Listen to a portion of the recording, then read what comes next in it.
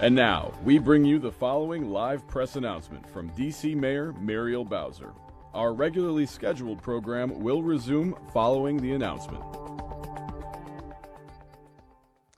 Good morning. I'm Muriel Bowser. I'm the mayor of Washington, D.C.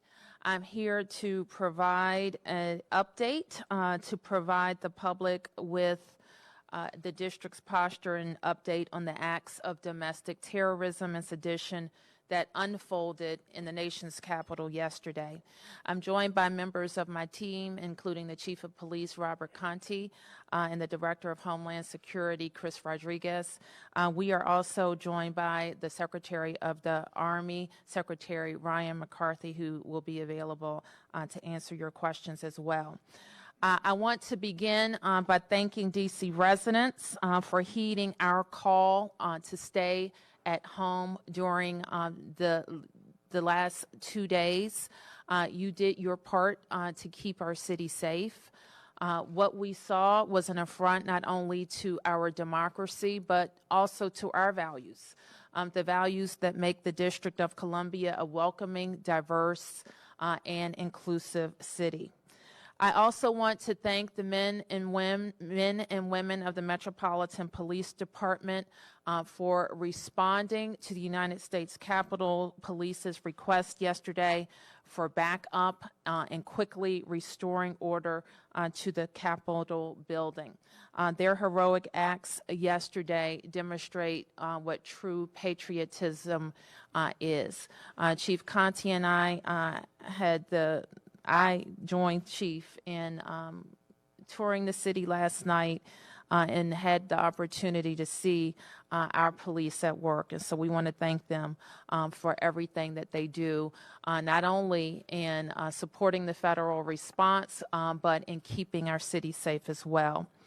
Overnight, as expected, the Congress affirmed President-elect Joe Biden and Kamala Harris, and it is official that certification. Joe Biden and Kamala Harris will take the oath of office on January 20th to be the 46th president of the United States of America. We know and we all knew that the end result of this free and fair election would be the oaths that they take on January 20th. This should send a clear message to our nation and the world that despite actions of an unhinged president and those that believe the baseless conspiracies that have been peddled by him and by other elected officials, that the United States remains strong. Our democracy is prevailing, decency is prevailing, and hope and change are on the horizon. While it seems like a lifetime ago, it was just yesterday that we received the final election results out of the state of Georgia. And I want to congratulate Senator, what I'm going to call him, Reverend Senator Warnock and Senator-elect Ossoff. I also want to make a few priorities clear for the new Congress that are very important to the district. First, we must get statehood on the president's desk within the first 100 days of the 117th Congress. Congress must immediately transfer command of the District of Columbia National Guard from the President of the United States and put it squarely under the command and control of the Mayor of the District of Columbia. The Congress must create a nonpartisan commission to understand the catastrophic security failures that happened at the Capitol on January 6, 2021, both to hold people accountable and to ensure that it never happens again. We must also understand why the federal law enforcement response was much stronger at the protest over the summer than during yesterday's attack on Congress. I also call on the Joint Terrorism Task Force to investigate, arrest, and prosecute any individual who entered the Capitol, destroyed property, or incited acts of domestic terrorism observed yesterday.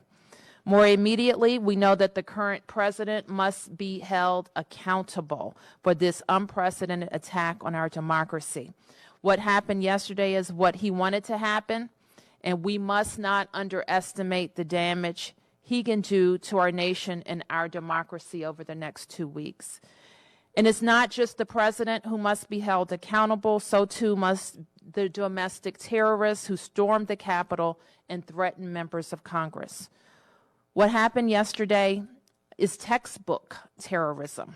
And let me read you a definition.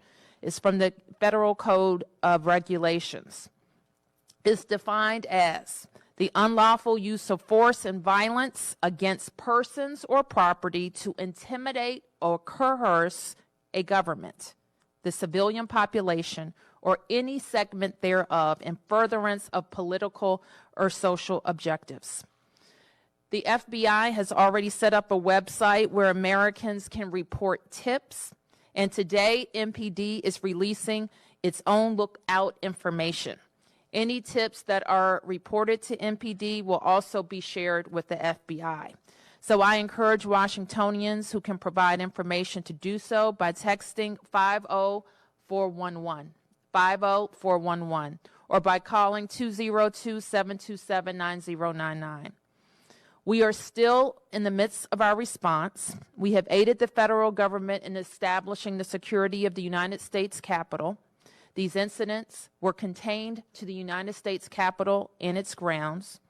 We will review for ourselves what occurred yesterday to commend those who performed heroically and to learn what mistakes were made.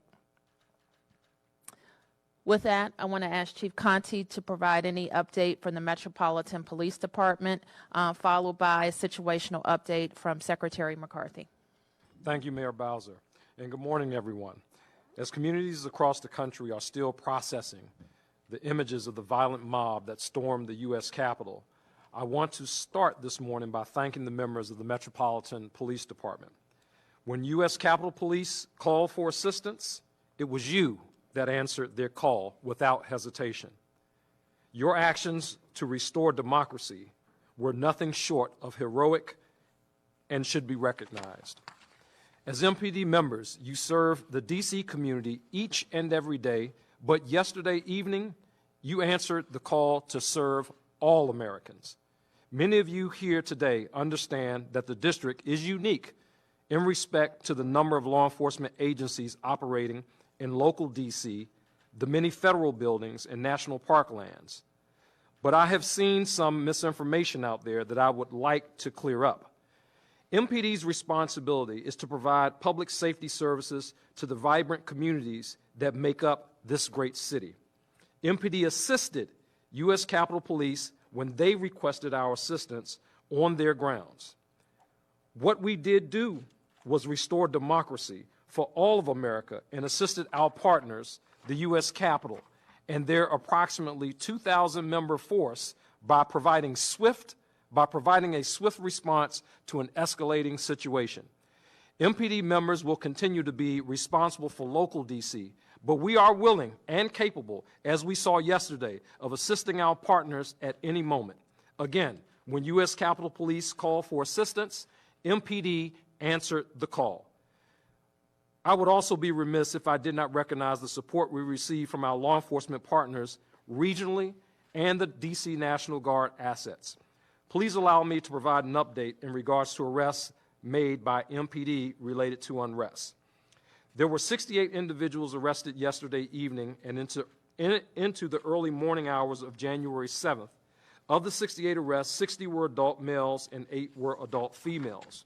41 of those arrests occurred on U.S. Capitol grounds, and to my knowledge, only one of the arrestees is from the District of Columbia.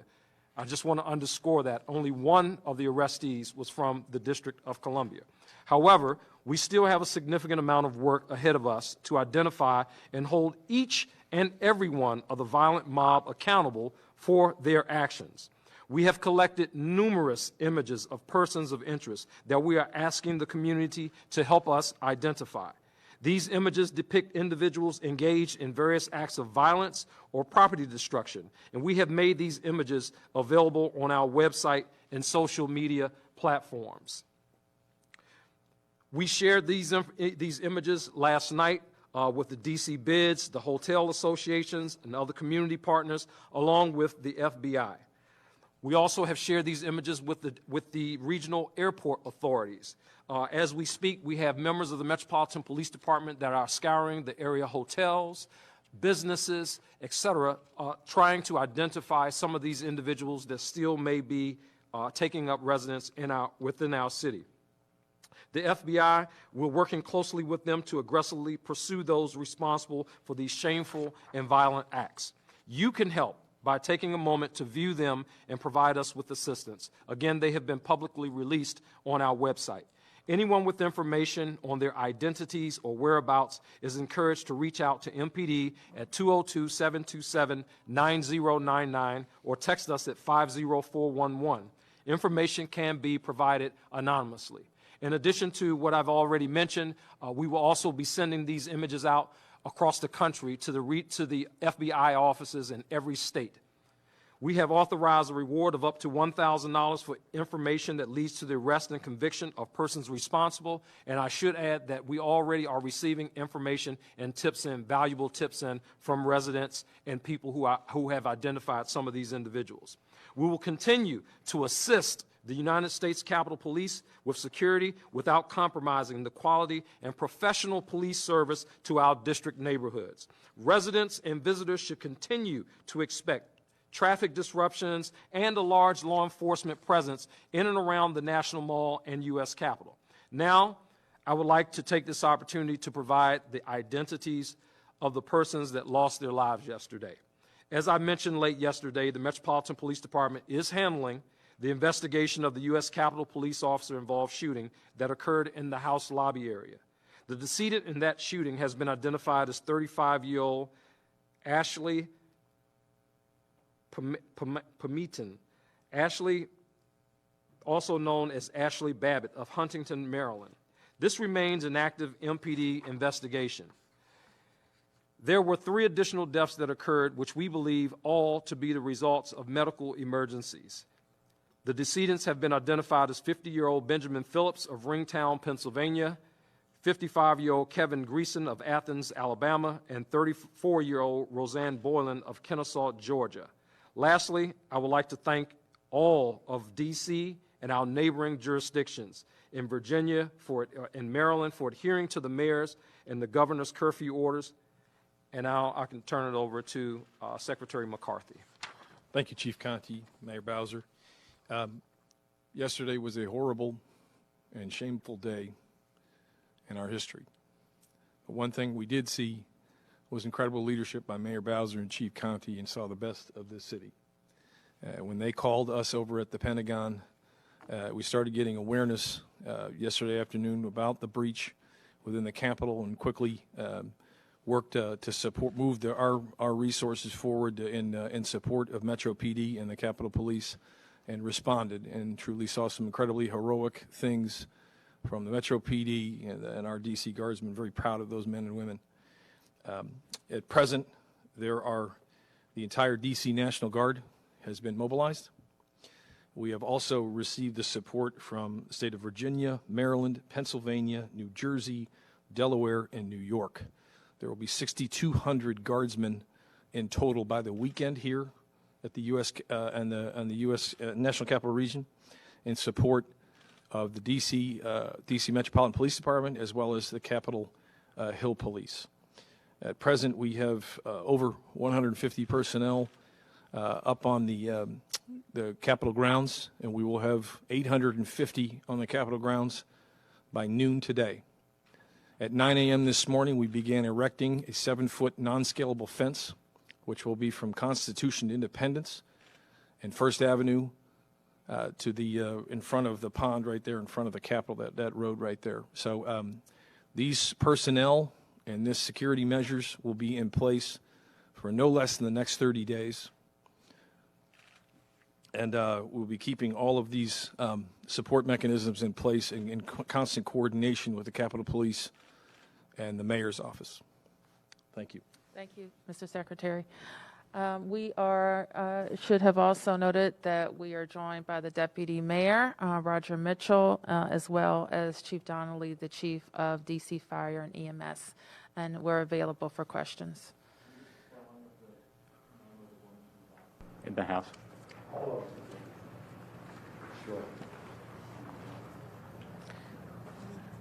Do we have anything available with it printed? Can we print that? We'll get that to you. Okay, thank you. Mayor Bowser, given yesterday, I mean, I was Can out you on the just- I saw Can you MP just introduce yourself Pete before? Muntean with CNN. Saw Okay. MPD making arrests for the curfew. Saw MPD out at the Capitol. It seemed like MPD was out in numbers, but Capitol Police were not. What do you say to that? How do you classify Capitol Police and their response? Well, I think that there's going to be a lot of time for us to figure out what happened. Obviously, it was a failure, or you would not have had police lines breached and people enter the Capitol building by breaking windows and terrorizing the people, the members of Congress who were doing a very sacred constitutional requirement of their jobs. So clearly, there was a failure there. I think that I won't be able to answer your question right now. There's going to have to be a real investigation into what happened. Yes. You wish that you got more federal support early on. You sent a letter earlier before the 6th saying we don't necessarily need the federal help when it comes to policing in the district. Do you wish you did something differently there? Well, let me be clear about what the district's responsibility is. I know that you heard Chief Conte's remarks, but let me step back a little bit. We, of course, have a nearly 4,000 person police department, and we are responsible for policing non-federal properties in the District of Columbia. And that's an important distinction because I think you know part of our founding and the creation of the District of Columbia was the federal government's concern that the local jurisdiction could not overtake the federal part of government. And so the Capitol, the White House, and other federal installations in the district have their own police departments, the United States Capitol Police. And we cannot decide for the Capitol, the members of Congress, that we are going to be their police department.